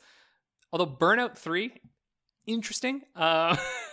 Great game. Great game. I think you could replace that with the new Forza game, to be honest. Star Wars Knights of the Old Republic. Oh, that was 2003. But anyway, it's just interesting to me to like look at the years wherein there's just like this big convergence of like big, huge titles that come out. And yeah. But it's also not especially surprising because there are like vintage years for games. Yeah, right? Like, it's totally a thing that happens. 2016 as well. And it always seems to be mid-gen as well, which is interesting. Yeah. And even really 2020, when you look back at it, it's like, man, that was a pretty big goddamn year for games. You know? Got Hades, Half-Life, Alyx. Half-Life always coming in there, you know, in those big years. It seems like if a Half-Life-ish game releases, you got yourself a big year of games coming ahead. Yeah. I think it's also interesting though when you look at the more recent years where there's like a recency bias that definitely comes in. Like Resi 2 Remake, sure, like it landed well, but is it top 100 games of all time? Really? I think so, honestly. Yeah. Really? Yeah, big okay. time. That game is incredible, man. Like, it just proves. I say that as someone who's not played it. Oh, like, it's all outside impressions. But as far as I'm concerned, it's the best Resident Evil game ever made. Like, it's incredibly good. Replay value. Resi 2 Remake. Wild. Okay. Yeah, it's the only Resident Evil game. Oh, I'm thinking Resident Evil 3 Remake. That's no. Wow. Yeah, Resident Evil 3 Remake is that fun. makes a bit more sense. Resident 2 Remake makes a bit more sense. Yeah, it is one of the best out there. But then also Mortal Kombat 11, I'm sure it's wonderful, but is it the best? I don't know. It's 10:30 at the time recording in the UK. Cut me a little bit of slack. Oh, sorry. Yeah. Yeah, I was thinking that there are like other factors that may influence like why these games are like particularly popular over other games. Like, well, first of all, like one thing that I been made aware of from Japan is that first of all they like more their handhelds. So if you like take away the a couple of the PlayStation exclusives, you'll see that most of the games of the last few years have been made available on some sort of handheld system, such as like even like Xenoblade Chronicles. Maybe most people play it on the Wii, but like the new 3DS was a thing there. On the Switch port as well. The Pokemon games have always been like a handheld staple. The Zelda games that are there, like Breath of the Wild, again, handheld. Tops both lists. And there's like and all the Vita ports, like for Final Fantasy X, and like all the Final Fantasies that were made available on the Vita via the, what's the name? The PS1 thingy. Classics. So maybe the systems available, or like the system most people have available, is one of the factors that may influence it. Because if you think about it, like one of the reasons why Japan had such a hard time, like pretty much like going like working from home, is because most people don't have internet on their houses or don't have a computer. They just use fax, because Japan is weird like that. They use fax still. So the food for thought, I guess, because if you see, there's like either PlayStation or Nintendo. You don't see like anything computer. Well, I think too, though, like, wasn't this actually, is this even the, hold on, because I was getting confused for a second here. I feel like yeah. Okay, good. So I don't think this was Famitsu's particular one, because it was a survey of people. It was a Famitsu people survey. did put it online. Yeah. And this is the difference. So IGN, it's like all the staff writers have come together and collectively picked one. So it is to a degree apples and oranges, but I think it's still an interesting comparison. Oh, for sure. But I also think I think this is where you also have like the discrepancy in the way that they've gone about it, because I think with IGN's, they've made a bit of an effort to like split categories out and franchises out a little bit and be a bit more selective in terms of fitting things that way. You can definitely see in terms of Famitsu, obviously, like when you take a survey, people will pick their favorite Final Fantasy, whatever. And because it's such a popular franchise, enough people vote for their favorite one, it makes the cut. I personally feel like they should have done a bit of editorializing when they put that all together and maybe filtered through that a little bit more. But that's the way that they've chosen to do the survey. It's also interesting because what you're seeing essentially is like IGN's top 100 is like curated by, professionals in their, like, by games journalists, right? Like the people who are spending all their time doing this. So it's not necessarily, it's like a mixture of games that are both popular, but also probably critically acclaimed, right? At least in some range. Whereas Famitsu's top 100 one here from TV, I think it's Asahi was the TV program that was doing it. It's more like, and it's pretty, like they did it was a big friggin' survey that they did. It's more just like, what are the best selling games of all time? Yeah, were good, kind of. But then I suppose that, sorry, go on.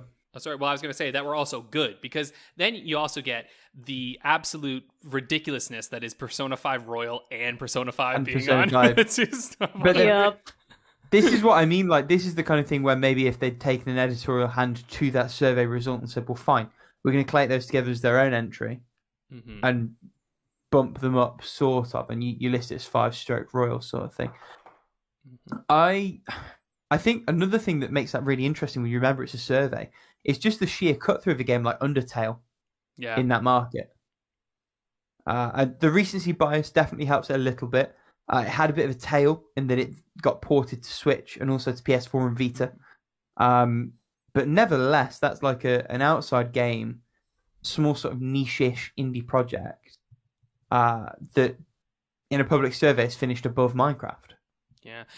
Do you know what's wild too, though? Like, when I'm looking at this list for Japan, it's like there's no Link to the Past in there. It's not like, do you know what I mean? Like, no, like there's not as many SNES games as I maybe would have expected. But maybe that's just, I don't know, like you look at that and you go over here and it's like, it is fascinating to me to see the kind of crossover of like what has, like you said, actually penetrated through. Because when I look at this, really does to me, honestly, look like here are the cultural differences between Japan and the West's gaming tastes. You know what I mean? For sure. It's just like you're like, bam, there it is, folks. Like very clear and concise. And I don't know, the sheer amount of Pokemon games on there. It's like a healthy reminder that they don't make them for us. No. You know, we got Pokemon Yellow on the IGN Top 100, and then they've got like every fucking Pokemon game made out there, and I'm like, yeah, so they're made for Japan. And then the rest of the world Pearl and Diamond of all games scored like the highest of all the Pokemons, right? Yeah, Diamond and Pearl is the highest at 11, and then you got Sword and Shield at 14, like not far behind. Red and Green. Yeah. How'd you feel about that, Paula? Oh no, like Diamond. I don't have any problem with Diamond and Pearl. I actually like Diamond and Pearl. No. Sword and Shield. Oh, Sword and Shield. Oh yeah, fuck the game. Fucking Gold and Silver at 36. Like, kill me now. But no, I love those ones. I'm like, why are they so low? I don't know. Like, I've been on the Pokemon fandom enough, like long enough that people usually said like the series started going downhill with the 3D titles. And since in Japan, like Pokemon Black and White were actually based more on United States, I guess. Maybe between that and Burnout, Japan was like nope, or like they didn't like it as much. I don't know. I'm not a scientist. I gotta say too, like I don't know. I'm not a scientist. I love that. That's great. One thing that I noticed from these lists that impresses me, I mean, obviously Nintendo just dominates, right? Nintendo is they just create quality games. But then also Capcom obviously had a bunch on the Famitsu one, and then they had almost the exact same amount on the IGN Top 100. Like they have 1, 2, 3, 4, 5, 6 on the Famitsu one, and they've got 1, 2, 3. They have 5 on the Top 100, which is like pretty impressive, right? Like all of these little companies. Albeit for like a Japanese company, Capcom feels slightly strangely American. I know, just right? me? Yeah. No, I do know what you mean. Maybe that's also because they've spent so much in like making movies and things for their materials and whatnot, and like Street Fighter has like had such a presence. Like I don't know, there's something about them. I think you're right though. Capcom has always, I feel like they've always tried to tap into the international markets more. Not always with great success. It's very worth saying. Nope, that's for sure. But they've always tried to, I feel like. And especially with the Resident Evil series. I mean, that whole thing is basically just a, play on American militarism. Like, yeah. So, yeah, I don't know. They're really... These lists, I think, are really fun and interesting. Like, I really enjoy looking at them because they do give you this kind of a real sort of zoomed out perspective on just how huge this industry is, and also like honestly, at this point, when you say greatest games of all times, like just the last 10 years, you could make a top 100 list easily with games that should be played 100%. You know what I mean? And fuck that, the last gen. Yeah. Yep. Yeah. Just the last gen, you have a lot of to choose from. Right? Scary. Though it is interesting because when I look at these lists, and then when you do it by year, something that I do think is maybe this is, I don't know, I feel like books particularly, and, film and whatnot, have been a little sheltered by this. Like, you could still go back and watch some old stuff and be like, dope. But there's definitely some of these, like, you look back and you're like, interesting to see the ones that have survived the test, right? Like, go to IGN's Top 100, and what are the ones that have survived? Well, they're the gameplay-focused ones, right? Donkey Kong, Miss Pac-Man, Tetris, Super Mario Bros. 1 and 3, Mega Man 3, right? Like, all the games from the 80s that have made that list are, like, mechanically focused games, and those are the ones that have kind of held up the best, right? And, like, games that have... And I'd even argue, like you were saying, too, And obviously this will be like personal opinion and whatnot, but like you're talking about God of War 3 and whatnot, and like the spectacle of it and how that's kind of lost its sheen a little bit. And it's like, yeah, seems like that's kind of a tale as old as time now for games, but you also you can't really avoid it. Yeah. Did you see like the Japanese? And there's like some gameplay focused ones, but most of them are like story focused ones. Though I don't know, for the 80s, they do seem pretty. Oh yeah, for the 80s, but like for the 90s, you have where the fuck is Suikoden? But like Suikoden is one of those like more character games, I guess, or character driven games that people really love because of how many endings or like how varied, I guess, or how different can be your gameplay experience because of who you recruit or who you save. Yeah. But maybe that's also the cultural differences that we're seeing too, right? Like there's clearly a higher acceptance of turn-based games in Japan than there is here. I mean, if we were to look at the type of games that these are, if we were to add another column and find out like how many games are turn-based RPGs, I think conservatively half of the Japanese list are turn-based RPGs. Like it's a lot, you know, or at least some kind of turn-based mechanics. And then you have Monster Hunter just on the RPG pile too. Yeah, right. I mean, just the Pokemon games alone. 6, 7, 8, 9. Yeah, there's 10 of them. So I think I could say pretty confidently probably half of this list is turn-based. Yeah, because you have Final Fantasy, Dragon Quest, Pokemon. What was the other one? Suikoden, Tactics Ogre, which I guess Persona. It's more of a strategy RPG, but I mean, you could count it. Yeah, but it kind of fits into that world. But yeah, Persona for sure. Interesting, no Shin Megami Tensei. I was kind of surprised by that. I thought in Japan, but maybe that's even in Japan, it's pretty niche. Yeah. Especially compared to fucking Pokemon and Final Fantasy and Dragon Quest. Yeah, when I look at just it, compared to Persona. Yeah, and you look at these lists and you're like, okay, it kind of makes sense. Though Bloodborne got on that list, so who knows, right? The difficulty might be something you're into, but yeah, anyway, these are really fun lists, so I appreciate community kind of putting this stuff together. And if there's anything else yes. Yeah, if there's anything else you want us to talk about this, let us know. We'll whip it into a New Game Plus or something. But yeah, any final thoughts on this list? If you want to the listeners, if you all want to see like our top 100 or what our top 100 games of all time would look like, also let us know. Oh my God. Tell us what your top 100 is in the comments down below, just underneath that like button. Nice. You just gotta be scared, pal. We have to make a top 100. No, what have we done? Dear God, that could be fun. All right, why don't we move on to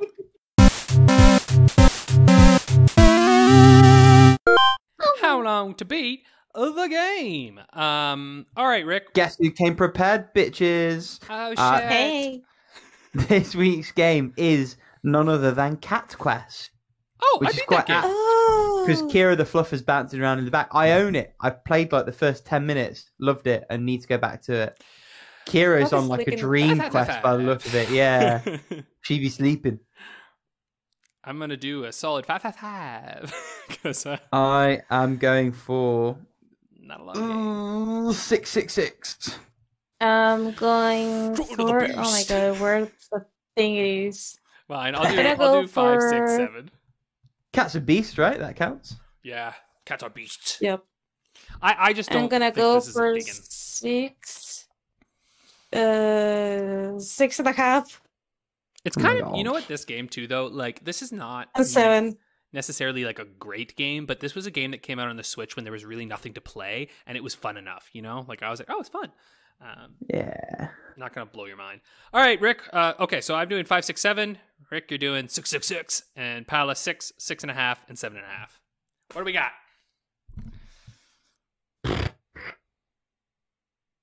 Fuck my cock. Shit. It's gonna be like one of those 27 or 22 hours or 6 hours, 8 hours, 11 and a half hours. Fuck those half hours though, right, Rick? Fuck them all. Fuck all them half hours. So that means I'm at 153. Listen, it's my edit. This is getting like a hate title of Fuck My Cock. Fuck my cock. There we go. What was that other one I said before? Oh, I should have put it in there. Oh, suck my meta dick. Yeah, that was it. Yeah. Don't worry. When I listen to it again, we'll see what my favorite is. And Paula has 130. Okay, wow, we're getting closer here. So I'm at 153, Rick 143, Paula 133. Paula's just creeping up there, getting close. It's filtered out. I'm not happy with that. I'm coming for you too. Well, awesome. Thanks, everybody. That was another great episode. We'll see you next week. Yeah, fantastic. Toodaloo. Next week, guys.